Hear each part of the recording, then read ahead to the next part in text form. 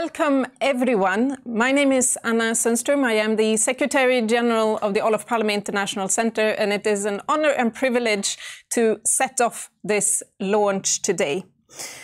I'm of course extremely happy to welcome you all to this webinar, but it is just not any webinar, but it is a launch of a very important project, both important and also very timely. In 1982, the Independent Commission on Disarmament and Security Issues, led by Olof Palme, presented its report 2 years after the group of world leaders started its work.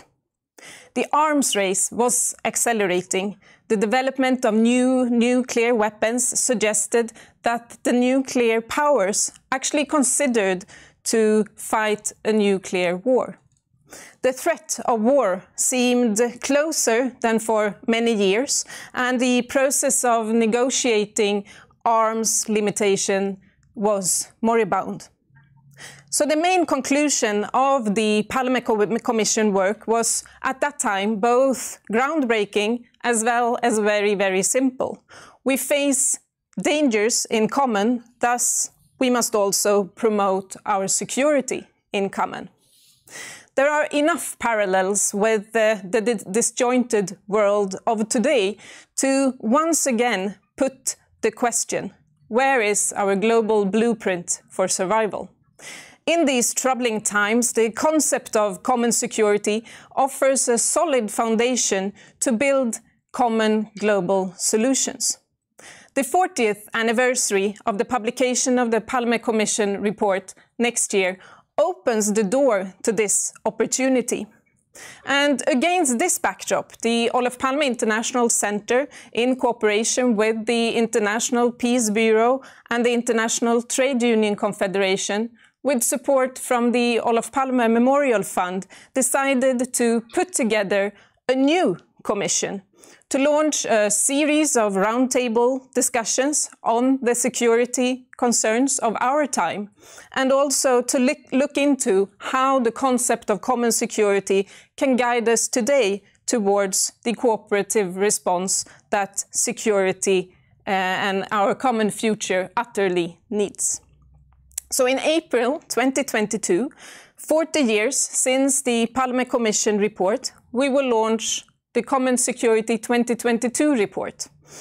We are today also launching our website, commonsecurity.org, where you can follow this project until April 2022, when the report is to be launched. You can, on the website, get to know all of the commissioners in the new commission that we've put together, and of course attend all of the webinars as we go along. And in a few moments, we will meet a few of the new commissioners. But first of all, we are very, very happy to have with us Mr. Hans Dahlgren, currently Minister of European Union Affairs in the Swedish government.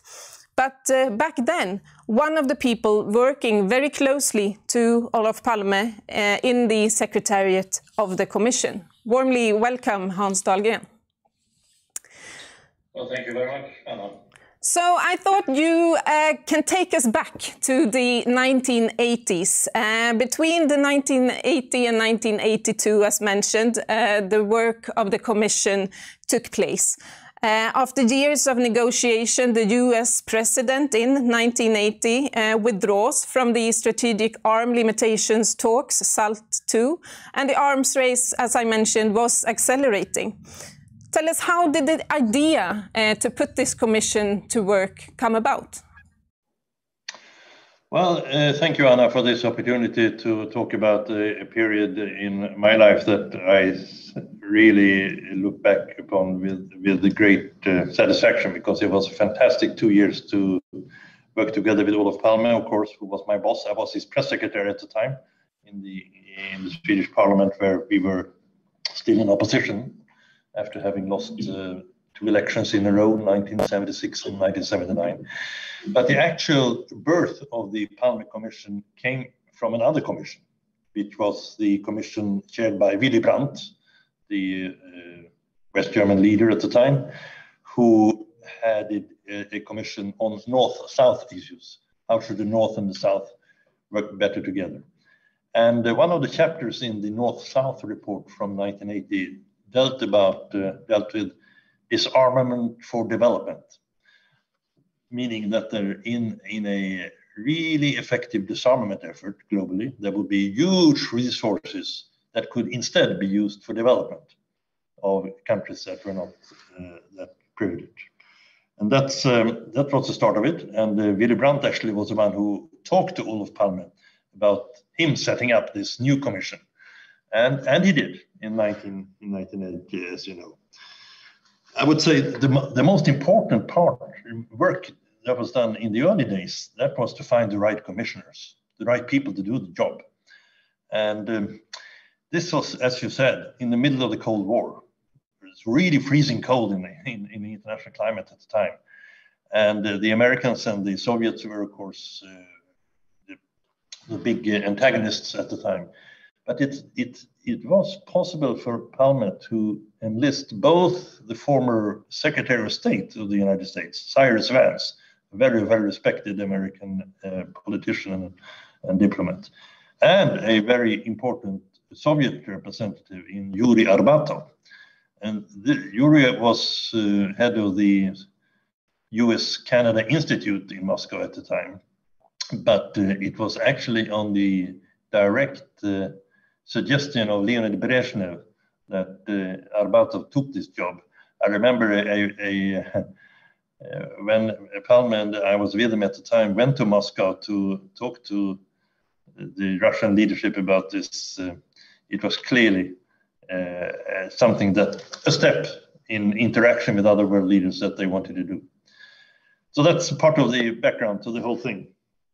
We have many other high-level people in this. Job den Uyl, who was Prime Minister of the Netherlands, Obasanjo from Nigeria, the former general and head of state, David Owen, who had been foreign minister in the UK, Gro Harlem Brundtland from Norway, who also later on became head of another commission on environment issues, etc. And we had a small secretariat in Vienna that was chaired by or run by Anders Ferm. Unfortunately, he's no longer with us, but he made a spectacular work also in that secretariat. I don't hear you, Anna. Okay. Yes, I think now maybe you can hear me. So how did the work go about? I mean, you had a group of very high-level people. Very high-level people, and they met. I think we had 12 meetings during the course of these 2 years. First in Vienna, where the secretariat was placed, thanks to Bruno Kreisky, but then also in many other cities, in Mexico City, in Moscow, in Tokyo, in New York, etc. But very much of the work between the meetings were done by a group of, we call them, I think, scientific advisors. There was an American, Jim Leonard. There was Barry Blechman, also from the United States. There was Johan Jørgen Holst from Norway, no longer with us as well, and Emma Rothschild from the UK.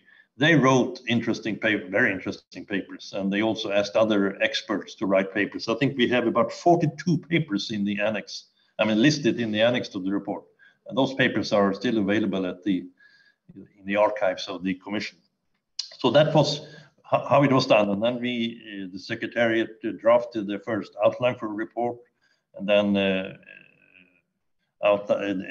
draft after draft. And finally, we had a meeting, I think, in Saltsjöbaden in April 1982, where the final text was approved. So that's how we came about. You said yourself that there were strong opponents, also representatives of countries that were also antagonistic towards each other at this time, of course. How easy or how difficult was it to work in the group? Were there big disagreements? It was a fantastic adventure to follow the discussions within this group during these 2 years. How they coming from different capitals, and as you said, from both New York and Moscow, or Washington and Moscow, and London and Paris and wherever, in Prague. They all served, of course, in individual capacity. And of course, they were formed by the societies they came from.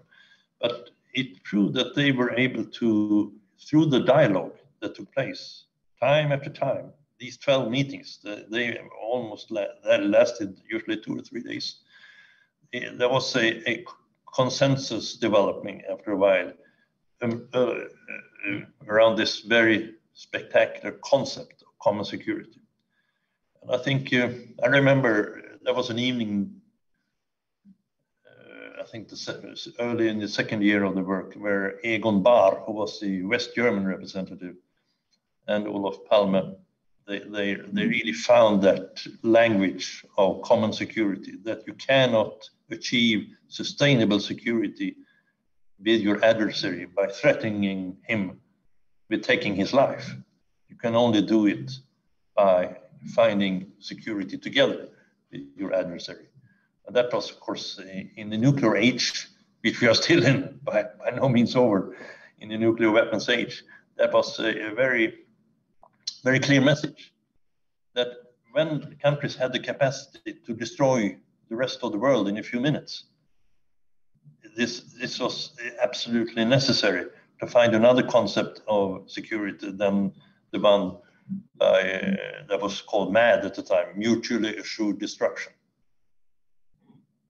The concept in a way was groundbreaking, as we've both been mentioning. And can you tell us a bit, how was the report received at that time? Well, you know, the most immediate reactions were on one of the concrete proposals that we had in the report. That was an idea for a zone free of battlefield nuclear weapons all through in Central Europe. Some liked it, some thought it was too radical or rather controversial. It also played a role in the Swedish political debate. There were people who wanted to attack Olof Palme in the election campaign in 1982, and they used this in a way as a unrealistic, and it wasn't played well, they thought. But I think the most significant result is, of course, this concept of common security that took place. And I remember when Mikhail Gorbachev referred to it, when he spoke to the Congress of the Soviet Communist Party in March 1986, just a day or two after the assassination of Olof Palme, how he recalled how important this concept was. And I think that was really the start of what then led to the end of the Cold War, that Gorbachev himself. And I can tell you a little story also about that, because I was, later that year in 1986, he went to Reykjavik to meet Ronald Reagan, who was then the president of the US. And the year after, I had the privilege to accompany the new Prime Minister, Ingvar Carlsson, to the White House. And we sat down in the cabinet room together with the other ministers of Reagan, George Shultz, who was foreign minister, and Caspar Weinberger, who was Minister of Defense, and George Bush, the older one, who was then vice president. And Reagan explained to Ingvar Carlsson how extremely close the two, he and Gorbachev, was a few months before in that White House in Reykjavik, to really agree that in the sense of common security, one had to abolish all nuclear weapons. They were that close to reach them.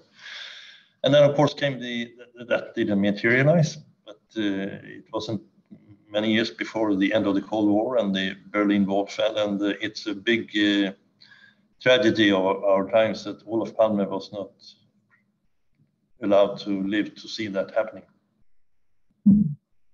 So we once again see how nuclear arsenals are being modernized, how polarization and sort of tension is growing between the powers of today.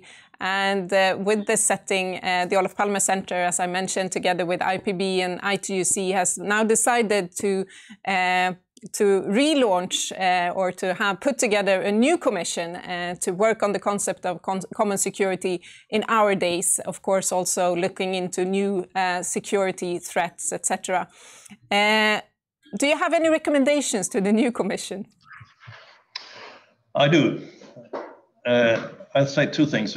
You know, when the Palme Commission worked, so the doomsday clock of the Bulletin of Atomic Scientists was at 3 or 2 minutes to midnight. Now, as we speak, it's only 100 seconds to midnight. And it's closer to midnight than any time during the Cold War. And I think that should, for this new Commission, be a stark reminder that nuclear disarmament is as urgent as ever before. And there are two things in that. First of all, of course, that there are more fingers on the nuclear triggers now than ever before. And that's really, really scary. And second, I mean, even if we know that the number of nuclear weapons in total have decreased, we heard from SIPRI this morning that the number of operative nuclear warheads have actually increased the last year. And both the Russians and the Americans seem to be modernizing their nuclear arms, and they're looking at the ways of including nuclear warfare in their strategic schemes. I mean, this is absolutely the wrong way to go.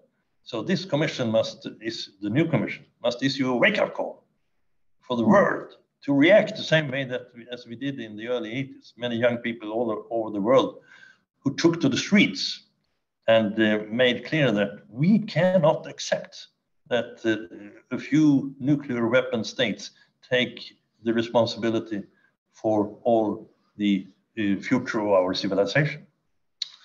This is like the climate crisis. We are heading for disaster, and we gotta do something about both of these two very existential crises. And I really look forward to this new commission taking another go at that.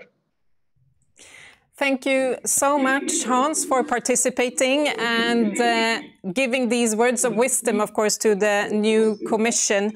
We will, of course, make sure to keep you informed as we go along. And as mentioned, a new report will be launched in April 2022.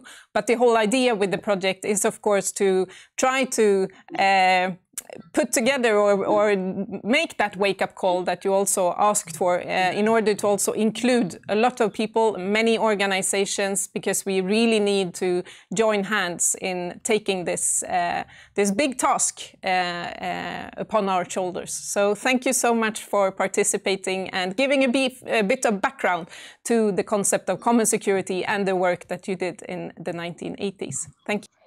Thank you.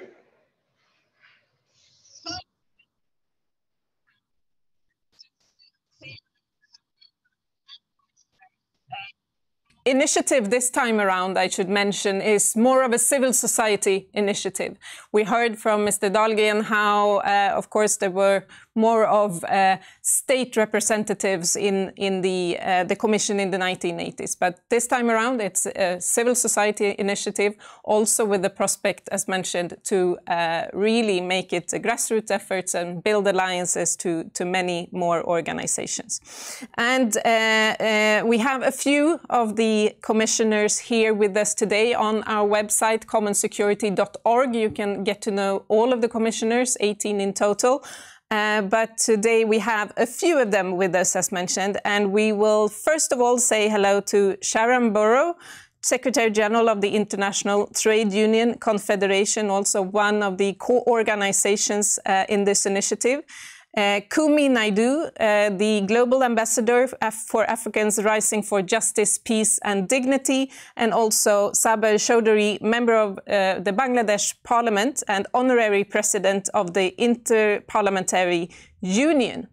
Welcome to all three of you, and I will also say to all of you following us in various channels, social media channels, that you are more than welcome to post questions or comments in the chat box function, and we will try to make sure to also pick up a few.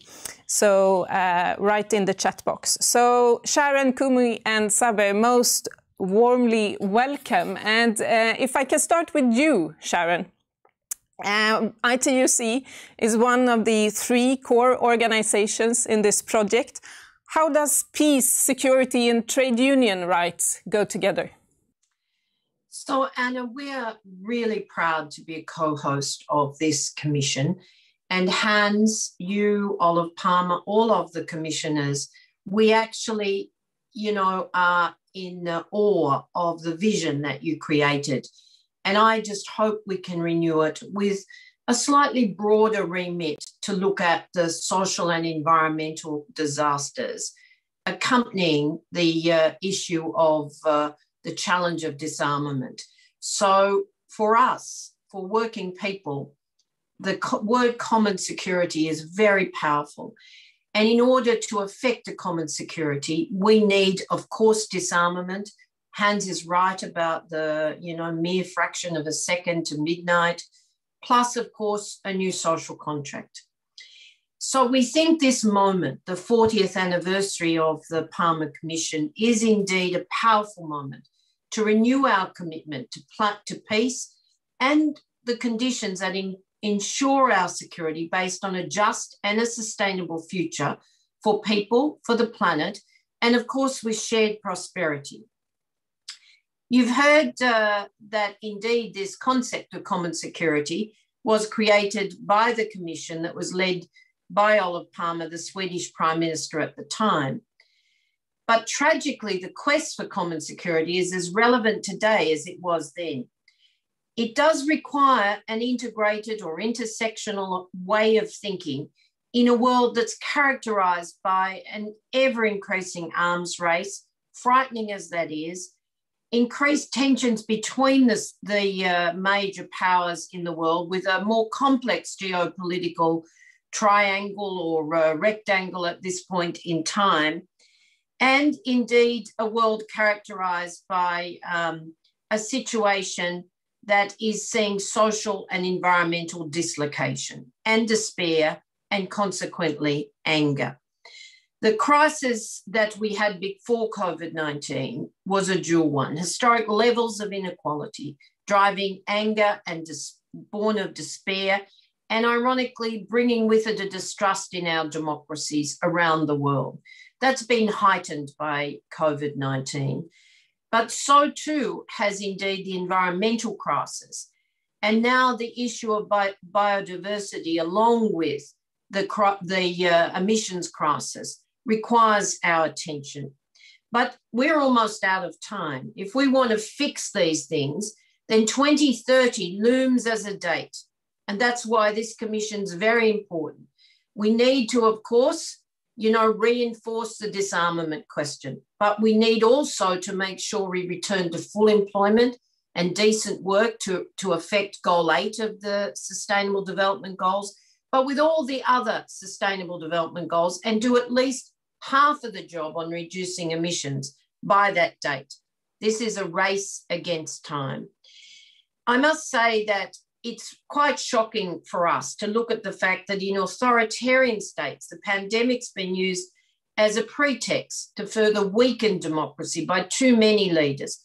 Even within democracies, authoritarianism is on the rise.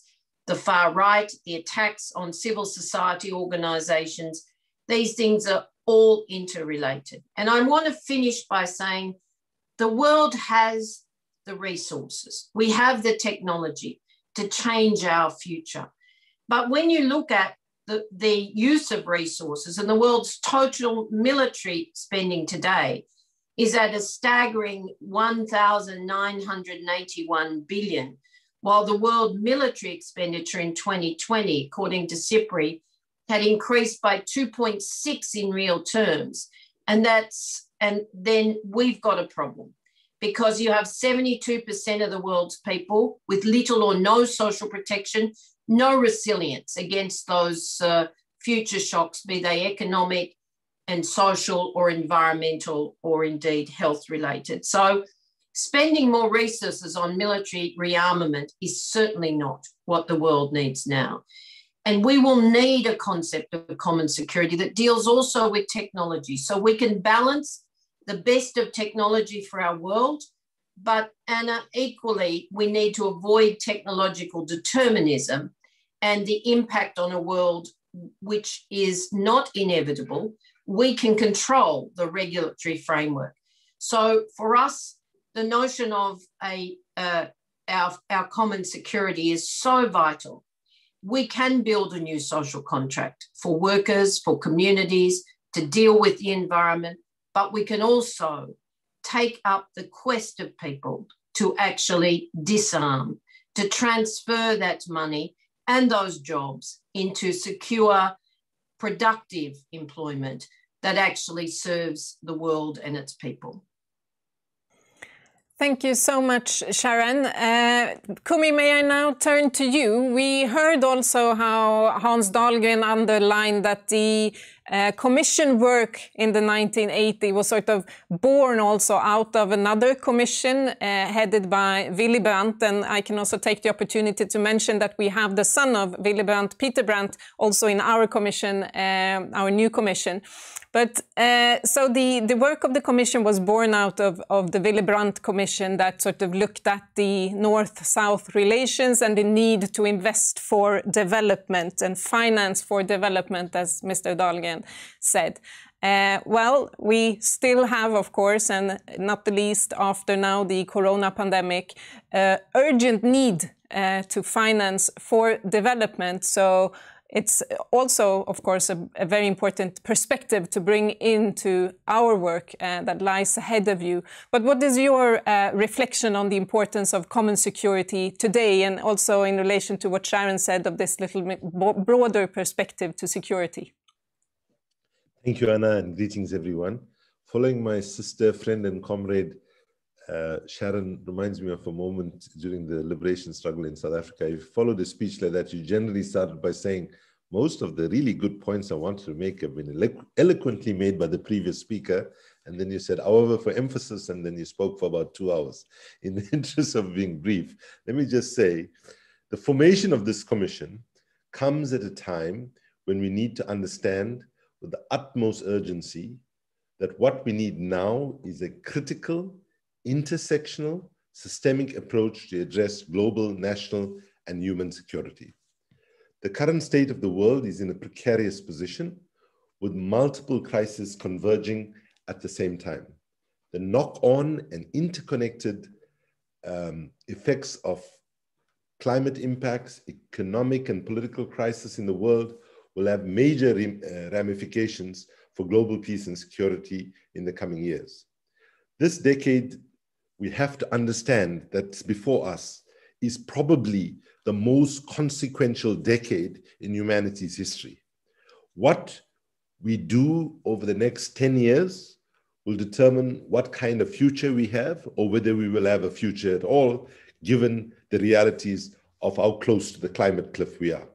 So given humanity's current situation, there would appear to be only one option to ensure peace and security for all. And that is to start to actively build a system of joint survival and security. This common security, however, cannot solely just be about peace and freedom from war and violence, or what we've come to call national security. We need to expand the idea of security.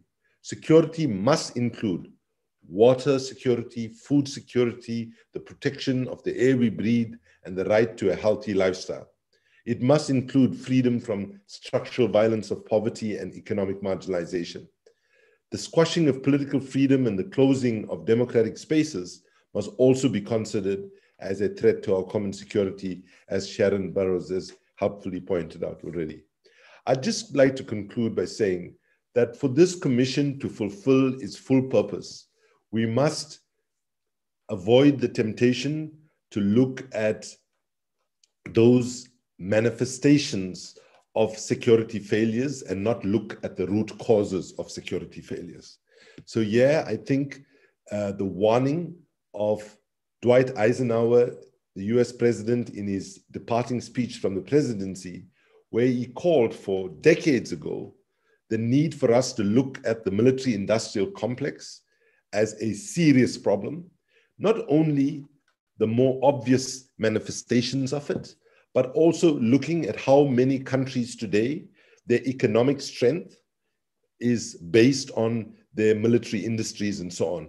So unless we have a bottom-up approach to addressing security, unless we link national security to human security, I'm afraid we will not fulfill our full mission. And I'm pleased to say that my understanding is this is the spirit of this commission's work. I'd like to just end, though, with the words from Martin Luther King, speaking in 1965, when he said, we have to resist the temptation of adjusting to certain realities when they are unethical and immoral.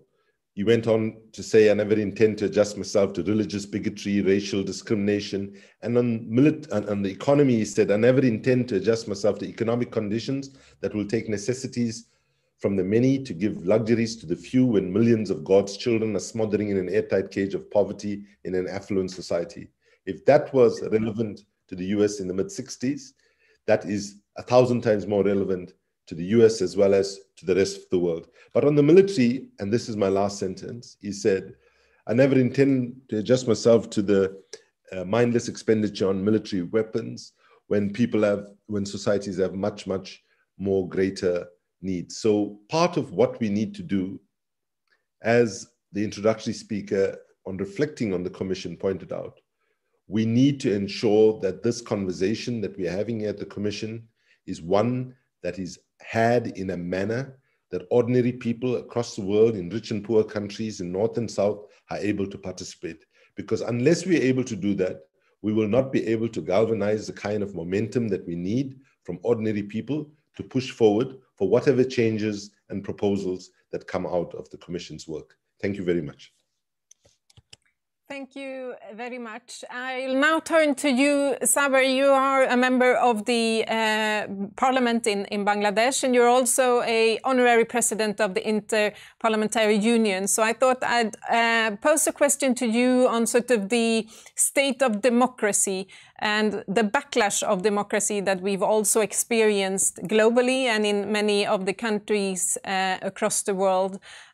Also showing what the UN Secretary General has mentioned as a distrust among people in the democracy, in the democratic systems. I think he said that we live in a time of distrust, where the world sort of suffers from a disease of distrust.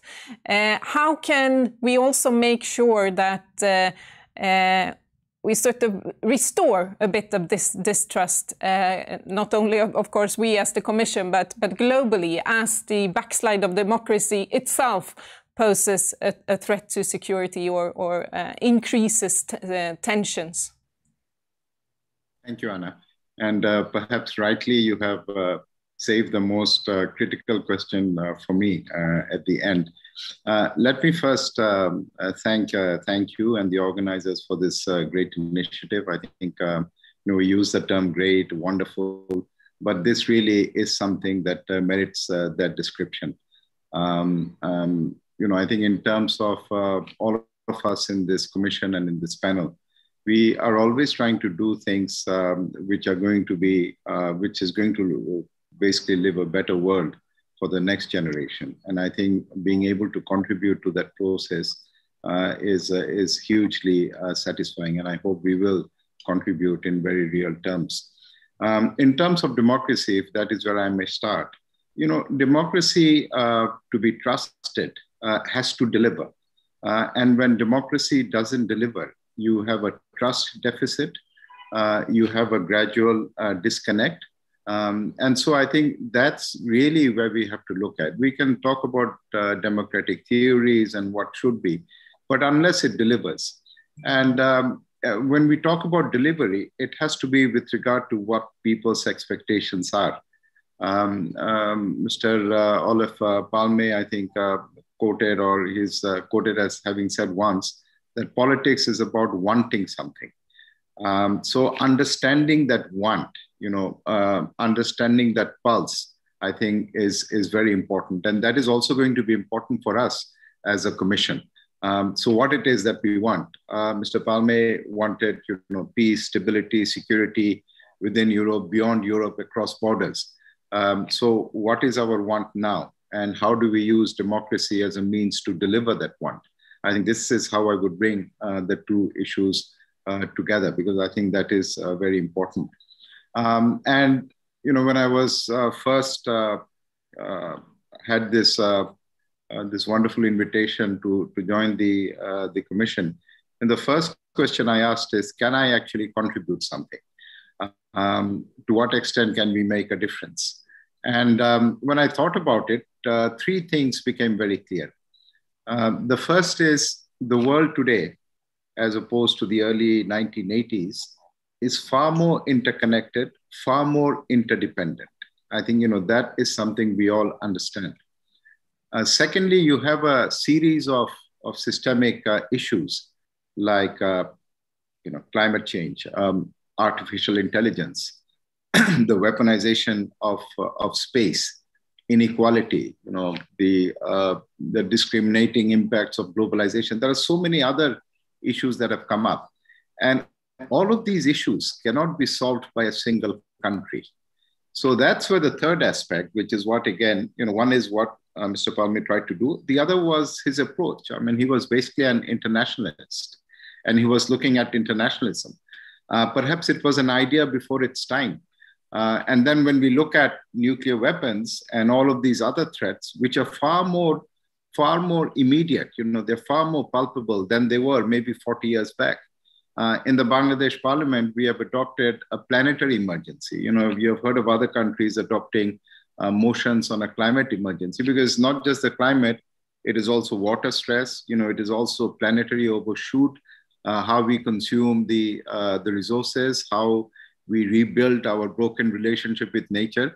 So there are all of these other issues. And as Kumi just pointed, the whole issue of human security.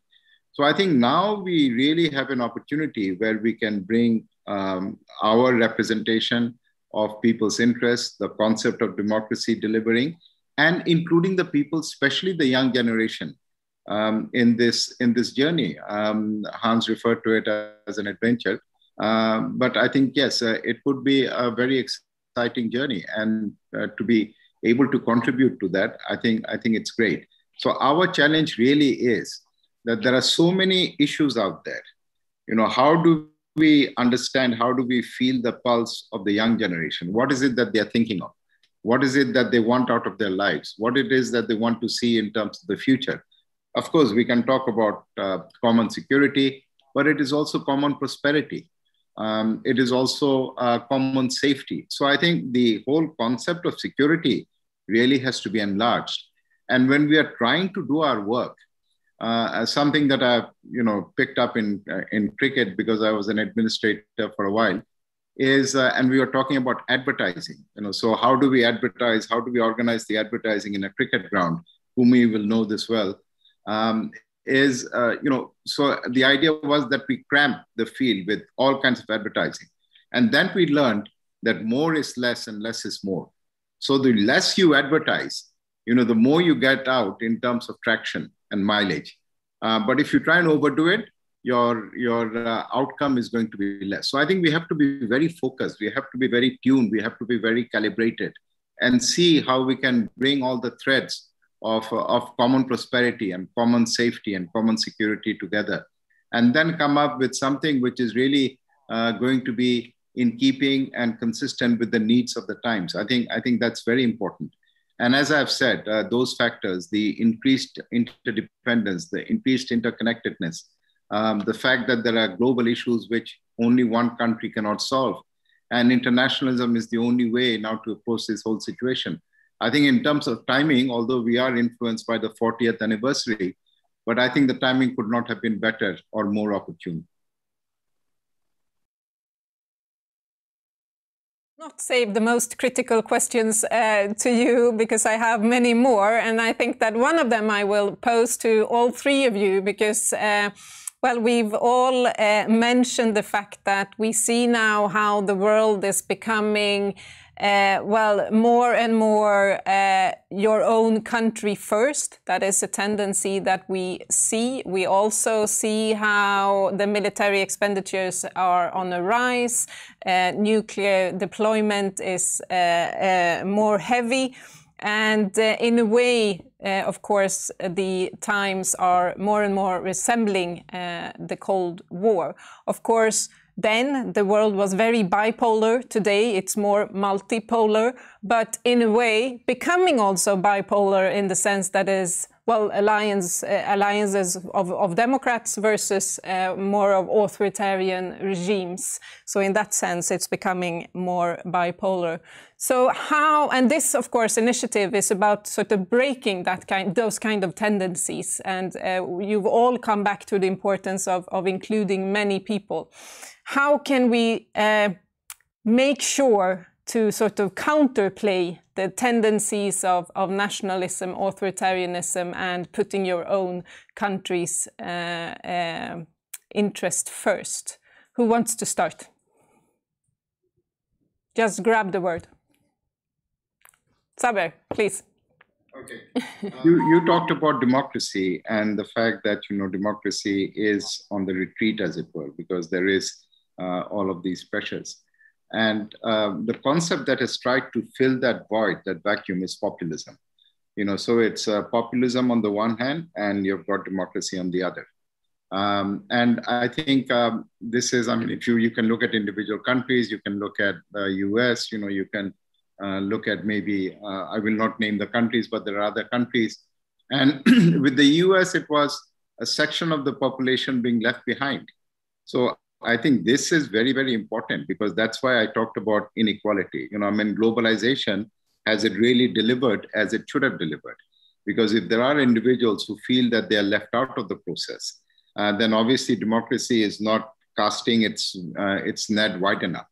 So I think that's why, that's where the advocacy comes in, and that's where the young generation comes in. I think, if you were to do a survey of who are the people who are more inclined towards populism, it is probably going to be a little bit more of the older generation. But I think the younger generation, that's really our audience, because the future is, hopefully it's also going to be something that I can enjoy and live long enough for that.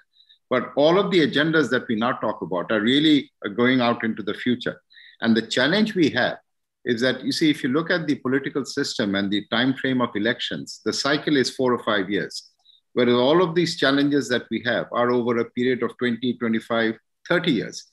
If you look at 2050 as a horizon, and Kumi mentioned this point, it's almost a perfect storm in terms of all of the crises that are converging at the same time. So how do we think long-term and at the same time do enough to win our election cycles? I think that is the big challenge. And I think sometimes, governments do not have that long-term view, because they are interested in delivering within that 4 or 5 year cycle. So I think we need more statesmen. I think this is, again, why we talk about the legacy of Mr. Olof Palme, because he had this vision, he had this foresight.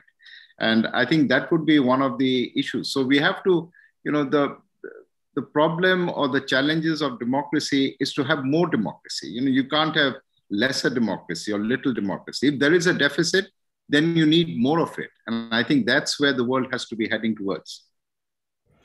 Thank you very much. And before moving on and giving the word to Kumi, I'd just like to remind all of you who follow this webinar, this launch, that you can also pose questions and comments in the various chat boxes in the social media stream that you follow. Kumi, what is your reflection? Thank you, Anna. I fully support what Saber just said. I think that if we do not have a fundamental articulation and looking at the linkage between economic justice and democracy, we are leaving behind millions and millions of young people, as well as some in the older generation. So right now, I would argue, unless we're willing to look at the nature of our economic system in a very fundamental way and ask, does this economic system actually deliver the kind of security that we need? I don't think we're going to get the solution, because if you look at just what happened this weekend, right? And if I can just quote the Oxfam statement, which said, this G7 summit will live on in infamy, faced with the biggest health emergency in a century and a climate catastrophe that is destroying our planet. They have completely failed to meet the challenges of our time. Never in the history of the G7 has there been a bigger gap between the actions and the needs of the world. In the face of these challenges, the G7 has chosen to cook the books on vaccines and continue to cook the planet. We don't need to wait for history to judge the summit as a colossal failure. Now, bear in mind that these so-called G7, which is an anachronism, and that's another conversation, but these are all countries that claim to be promoters of democracy by and large.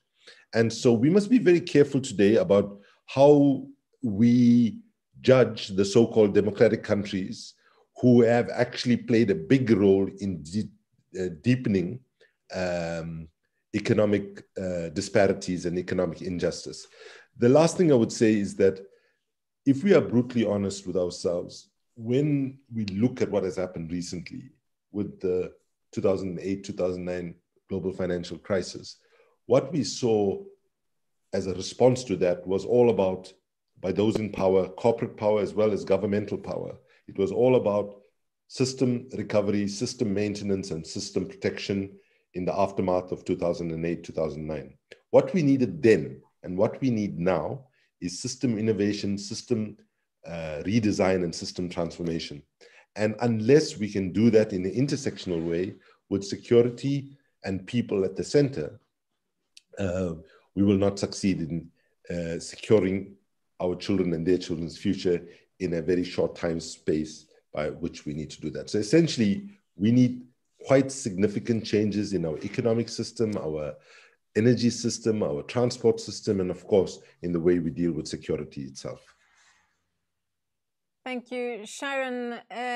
We both come from well, affluent countries that have both taken a lot of responsibility or seen the importance of also investing in development globally. However, at least in Sweden, I feel that this tendency of putting your own country first is also very strong and becoming even more strong as we go along. And of course, this is worry me and us all very much that we see this tendency. What is your take on this? How we can sort of globally achieve taking responsibility for common security, common prosperity, and common safety? So both Sabir and Kumi are absolutely right. You know, too many people haven't seen a dividend from democracy, and they blame globalization, which carries a lot of the blame, because Kumi alluded to it, but a lot of our major wealthy nations have actually simply distorted the model of trade, which has denied development for poorer countries. You've seen more and more insecure. If I tell you the labour market's broken, then what does that look like? 60% of the world's people work informally.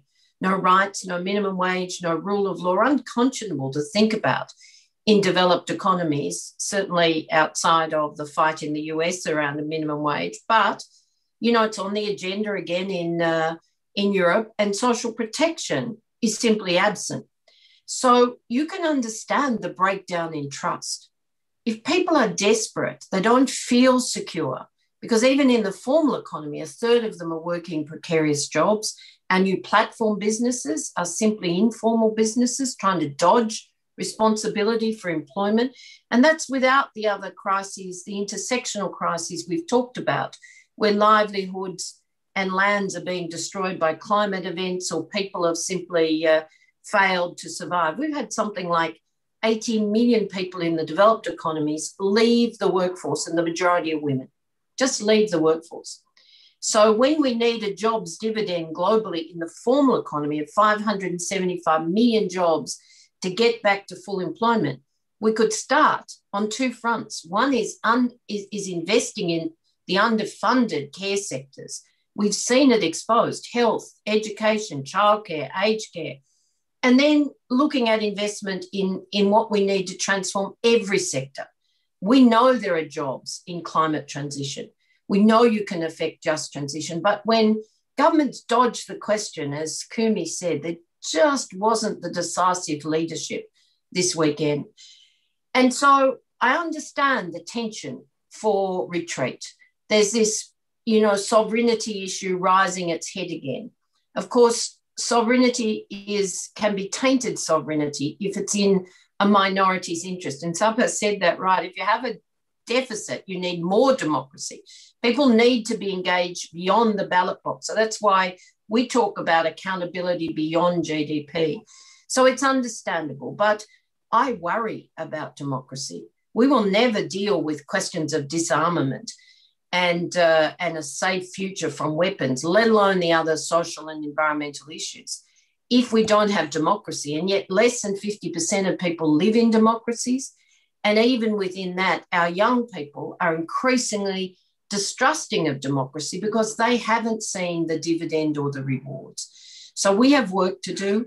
It is, as Kumi says, intersectional and systemic. There are problems you can't solve at national level. You have to take national and local action, but you can't solve the climate problem.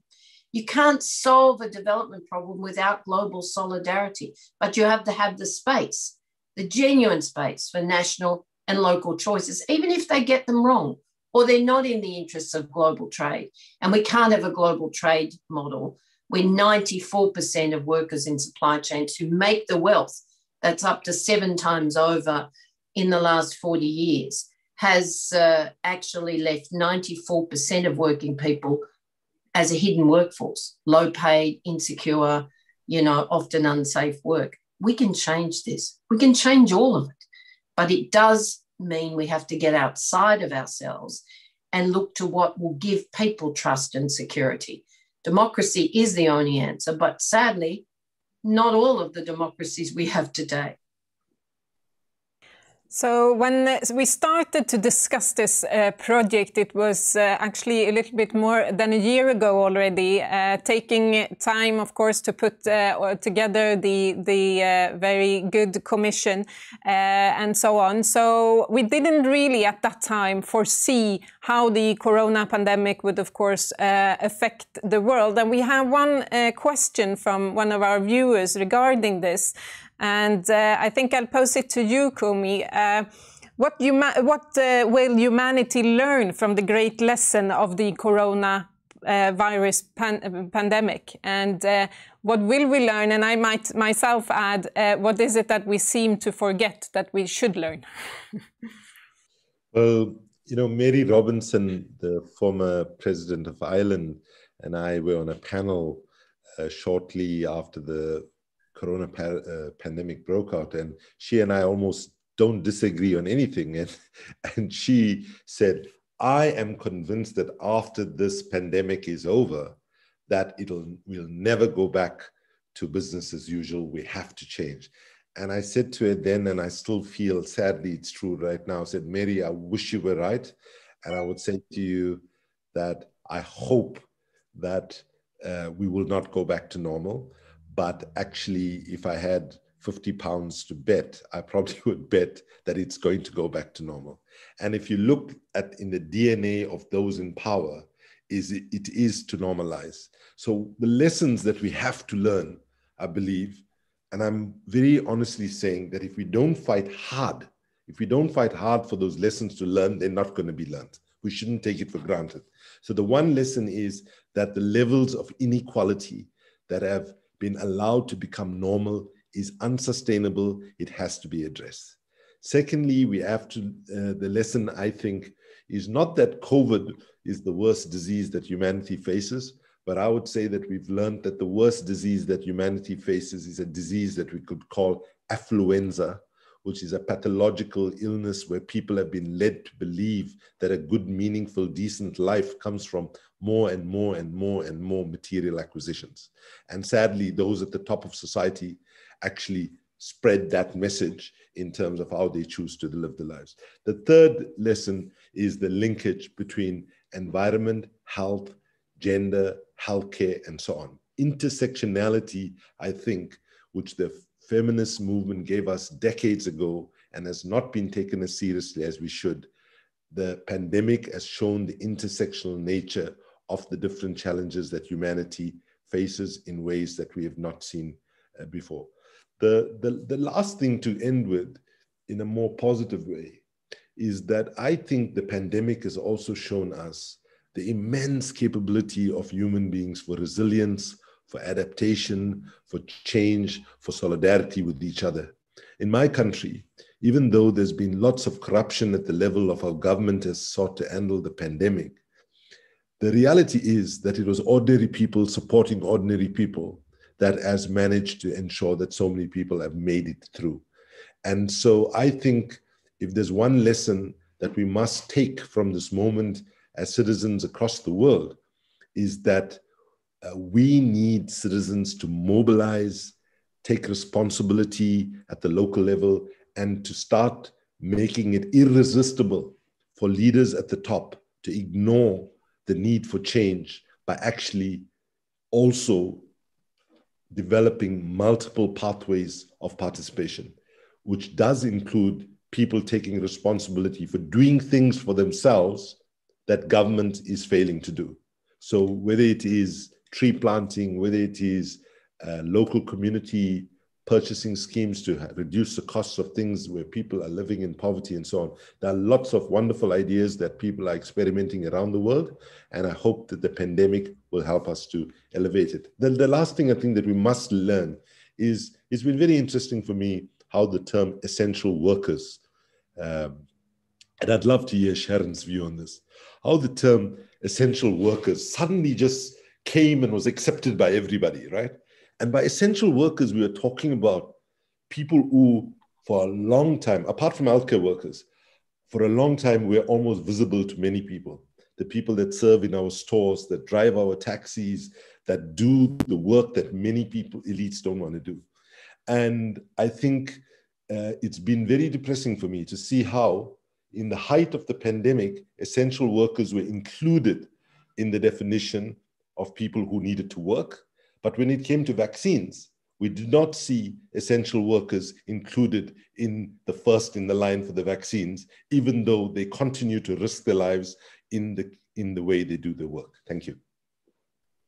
Thank you so much to Kumi, to Sharon, and also to Saber. This is, of course, an issue that we will continue to discuss in the work ahead of us. I unfortunately don't have time to give Sharon the possibility to reply now, but I assure you we will come back to all of these issues as we go along in the work of the Commission. We have, all of us, I think, on and off, come back to the importance of also including young people and hearing the young people's perspective. It is the security for our common future that is at the core of this project. And therefore, of course, it has been important for us putting together the Advisory Commission to make sure that we also have a broad representation from all regions of the world, but of course also to include many young people in the work ahead. So I therefore now would like to welcome Anna Fendley, who is the chair of the ITUC Youth Committee, Rosaline Mabina, who is the OSCE Special Representative on Youth and Security, and Sean Connor, he is the Assistant Coordinator at the International Peace Bureau, one also of the core organizations to this project. Once again, I remind everyone that are following us that you are most welcome to put your questions and comments in the chat box, and I'll make sure to come back to a few. And actually, I will start with one of the questions that someone in the audience put in a chat, and I will, I think, ask it to all three of you, Anna, Rosaline, and Sean. What is the major threat to security to you? What is it, if you could choose one thing that we need to work on to address security, what would that be? Sean, can I go with you first? Sure. The first thing that comes to mind for a lot of us is climate change. I think that is an absolute existential threat for the entire world, excuse me, and something that we cannot accomplish, as I think several of our previous speakers have said. No nation on its own can deal with climate change. It is something that the entire world needs to cooperate on. And so I think the lack of cooperation there, tied with advancing climate change, really is the biggest threat. What would be the major security challenge ahead of us? Well, Anna, I can jump in. I really think it's inequality. Kumi on the last panel talked about the intersectionality of the many threats that we have in the world today. But for me, as a trade unionist, inequality and just the lack of economic opportunity for young people is a huge driver of the distrust of democracy, distrust of each other, and a huge issue in our ability to address things like climate change and technology. So yeah, economic inequality is what I would say. Thank you. And Rosaline, last, to you, what would be the number one thing? First, I agree with the former speakers, but when it comes to climate change, of course, it's our fateful question and issue, and of course, democracy and inequality. I want to also mention trust, and I trust when it comes to states and between states. Now it's every man for themselves, and we've heard the previous panel talking about it. And lack of leadership that stands for, when I say our values, which is like the values we stand upon in producing this new report on common security. They're superpowers, once again, when it comes to trust, every man for themselves, and the smaller states are more reactionary. So I believe the great value of bringing light to the term common security is to protect smaller states again and make sure there's a voice, and in that way create a leadership in the world that stands for what we stand for. So we heard in the introduction to this webinar how Hans Dahlgren was mentioning the doomsday clock, which is a symbolic clock that has been updated since 1947 by the board of the Bulletin of Atomic Scientists at the University of Chicago. And the clock symbolizes how close humanity is to a global catastrophe, and well, such as nuclear war as one example. But lately, it's also, of course, included the risks that are posed to us by climate change. And they indicate this by how many minutes we are to midnight, as Hans mentioned. And actually, during the 1980s, the clock was pending between 7 and 4 minutes to midnight. But as Hans also mentioned, today it stands at 100 seconds to midnight. So yet peace and security is not evoking the same engagement today, especially not among youth. And none of you actually mentioned the nuclear threat, even as SIPRI this morning announced that more and more nuclear arms are actually ready to be used. And we also know that the investment in nuclear arms is rising. So may I ask also all three of you, why do you think that is? That the sort of the peace movement that we remember from the 1980s or so is not as strong today, and especially not among youth? Marveline, do you want to start? Sorry, you said my name? Rosaline, yes, please. Did you start? Yeah, no problem. I can start. First of all, for me, it's implicitly when I talk about leadership in the world and what they stand for that I, of course, mean when it comes to nuclear powers as well. And when it comes to the question you're asking, as a whole, I agree. The peace movement has been shrinked, but that's because we see shrinking space in general when it comes to civil society.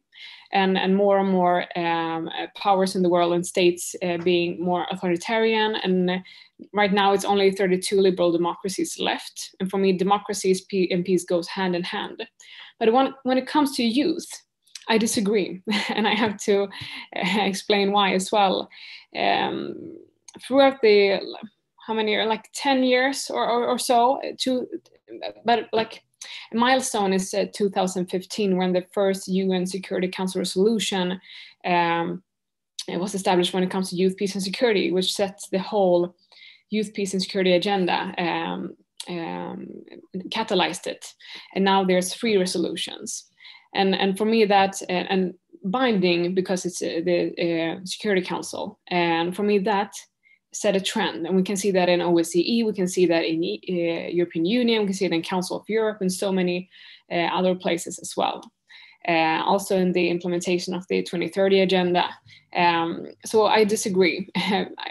More and more young people understand that they are the ones building up the military, whether they like it or not, and also understanding that they are peace builders in the way they're standing on the front line of democracy. And I can speak for hours, so I'll give the floor. Absolutely. So, Sean, may I turn to you? You work for International Peace Bureau, of course, one of the world's oldest peace organizations. What is your take on this with youth engagement? Is it becoming stronger, or has it maybe always been strong? It's just that it has not been recognized. Yeah, surely. Just the first point I would mention, I was having a tough time. Climate change and nuclear weapons are really the top 2 priorities of IPB right now in issues related to peace. And we always say we're facing a 2-fronted existential threat that includes both of those elements in it. Personally, I think for climate change, for me, that is just something I have a little bit more of a connection with. Now, to address the question a little bit more directly, I think several sections of youth are involved in peace and disarmament work and related to nuclear weapons. And I think there is, as Rosaline said, a very large part of youth that are interested, if not actively engaged in those issues. I think on one hand, though, the peace movement is in some ways fragmented. I think we saw, especially in the 1990s and the decades ever since, kind of a division within social movements in general that kind of break people off into niche social movements where people focus more on one issue. Maybe they support peace and disarmament, but they're working directly on climate or human rights. And, there's so many issues we're facing. I think that sometimes takes some of the attention away from direct peace work. So one thing we're trying to do at IPB at the moment really is to tie all of these different movements together to see, again, reflect we are all interconnected. How can we reinforce and develop those connections a bit further?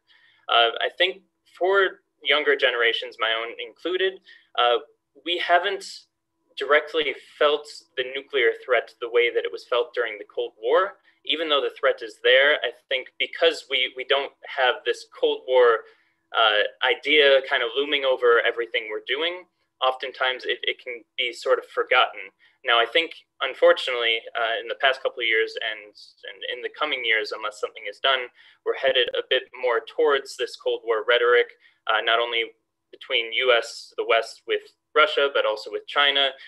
You see the Biden administration continuing the Trump administration's trends of very confrontational policies towards China. And I think if we continue down this path, that is going to draw more attention again to nuclear weapons. But I think before then, we also have a responsibility in the peace movement really to drive that message home through building connections with the other movements and connect how nuclear weapons are related to climate change and the development of climate in recent years, how it's related to human rights. I think ICANN's doing a great job of forming some of these connections as well. And we at IPB, of course, are doing the same. Thank you. Anna, organizing young workers, how big an issue is peace and security to them, would you say? I think it's a huge issue, Anna. I agree completely with Rosaline and Sean. The peace movement is certainly different than it was in the 1980s, and I think Sean was very insightful in saying that our generation and the ones younger than us have not felt that same threat from nuclear weapons, but when I work with young trade union leaders around the world, I think about peace, I think about that saying, politics is local. So many young people, young trade unionists are engaged in activism around peace and promoting democracy in their own communities, in their own countries. And so with so many crises impacting us, I think fragmentation is the right word, but I would say that young trade unionists are very interested in this work and this activism. So my final question to all three of you is, with these perspectives, how to work with common security as a concept. I mean, I think that, well, all of you, of course, now are more familiar to the concept itself, and we are in the Commission digging into what it means and how to also adapt it to our time. How to make sure that we also include young people in this work. And I can start with you. Well, I think it's critical, Anna, that we include young people in the work of the Commission and in reshaping this concept of common security for our time. Of course, 40 years ago, the world looked quite different. We had challenges that extended beyond, the threat of nuclear weapons, but maybe that weren't as critical or as interconnected as climate change, as some of the technology issues, as economic inequality. So I think we absolutely need to involve young people in this work and take the perspective of young people as the Commission works on its report and recommendations. In no small part because it's because we are talking about how we have a future for young people to grow old and to have families, and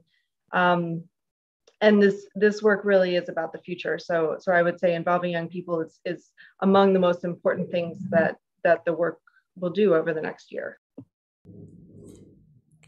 Thank you very much. We also have a question in the chat, so I will give it also to Rosalind and Sean while you also answer my question. It is more or less related, how to engage young people, but also how to engage young people, especially when it comes also to the threat of nuclear weapons, as we've mentioned over this session, that it is truly increasing and becoming more and more of an actual threat. How can we also mobilize young people, more young people in this? And maybe, Sean, I can go first with you, because I know that you are also about to have a big conference within the IPB, where this is, of course, one of the very important topics. Yep. So I think, as I had mentioned in my previous comments, one of the most important ways to involve youths is to really tie together different social movements and those who are working in each one. I think the young generation, my own and those younger than me, are very actively engaged in a wide number of issues. And really it's just connecting those dots, bringing those people together to discuss how we can work together. That is, of course, one of our central missions for the Congress we have in Barcelona this October 15th to 17th. And so we're having conversations not only about peace, disarmament, nuclear weapons, but also their ties to climate change, to human rights, democracy, migration, anti-racism, economic inequality and inequity. And so all these issues really we see as, different puzzle pieces in the same puzzle that they really need to come together. I think beyond that, one thing that peace movements and adjacent movements need to put a lot of focus on is also the discourse. I come from a communication background, and I think the way that we talk about issues is, of course, very important. And when it comes to the word security in specific, a lot of people have a very kind of old idea of what security means in their mind still. And, they might, when it comes to militarism, when it comes to nuclear weapons, they might defend, well, we need these because other nations have these. And that is still their idea of security. We need all of this to prevent, X country from doing something to us. And so the common security, in my mind, common security and the idea of it really is to change what security means for people on all levels, politicians, media, civil society, activists and non-activists as well. You know, voters, people within any society should have in mind that, you know, we cannot have security, we cannot be secure unless these other countries are secure. The US will not be safe with nuclear weapons. Other nations have nuclear weapons too, so really the way to make us more secure is to enter into dialogue, to be diplomatic with these countries rather than assuming military protection will somehow keep us safe. Rosalind, a broader perspective on security, intersectionality, and also to fill this concept of common security with sort of a broader security narrative. Is this a way to also make sure to include young people? Yes, I agree with the former speakers. And for the questions from the audience, we have to educate on what's happening when it comes to nuclear weapons and the increase. And young people need to know about what's going on in the world. So it's spreading knowledge. And I believe that could be something we can contribute in. And for the question you asked, Anna, there's no common security if it doesn't, like we don't consider everyone in it. Then it's not common, it's selective security. And it's not only about youth or children, this goes for all groups of society. And if we do that correctly, we can call it common security, in my opinion. And we need to use civil society, it's a key in this work. At the same time, combating shrinking space that civil society is facing. So yeah, for me, it's like, it's so, it's evident that we, of course, need to include young people and everyone else in this work.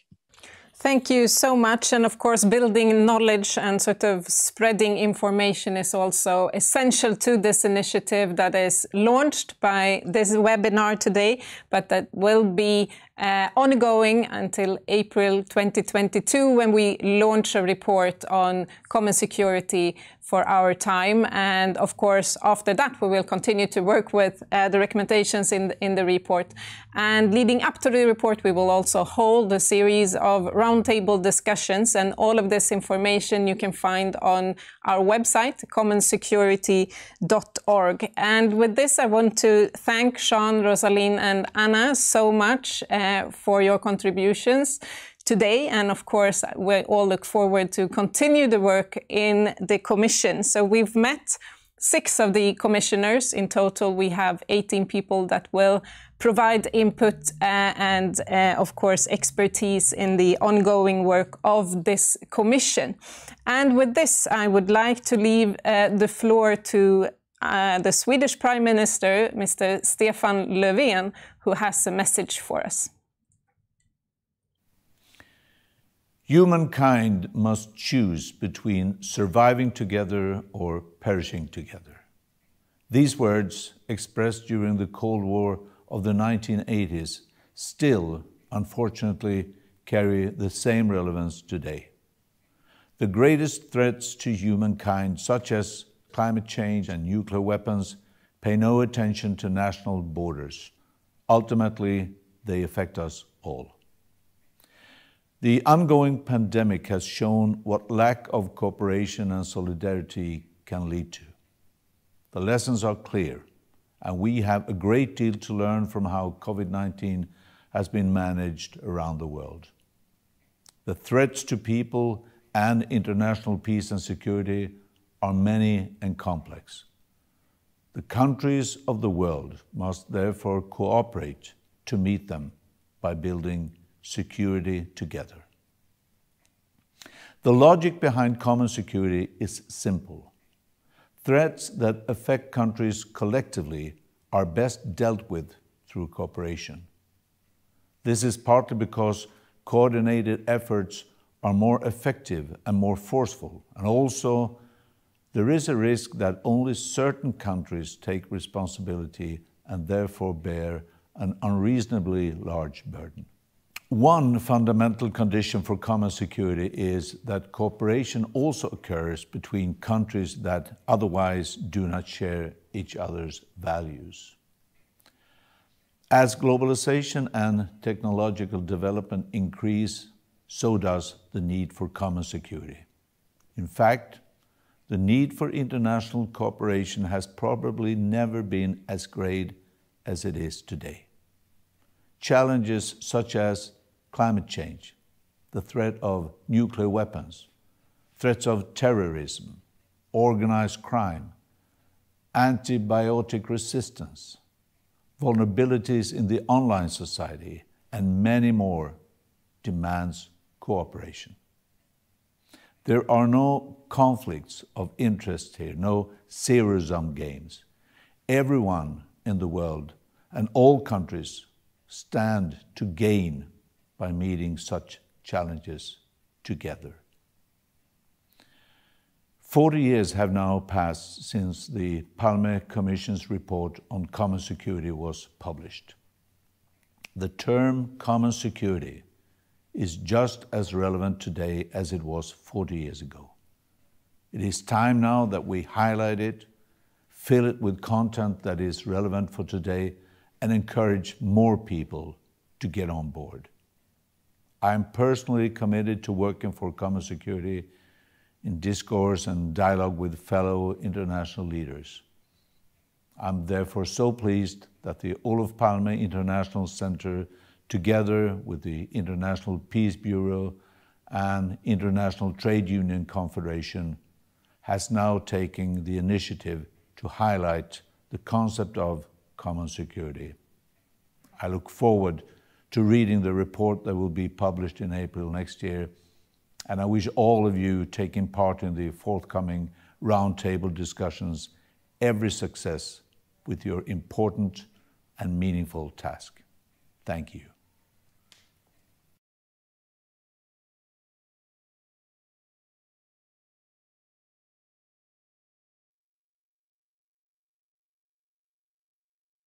And engagement from the Prime Minister of Sweden. It is time to close our launch. This has not been any webinar, but a launch of a project that will, the time ahead of us, arrange a series of roundtable discussions, dig into the concept of common security and how we can make a blueprint for our common survival, how we can face the challenges that are posed to our security and safety, and how these can be addressed through cooperation and dialogue.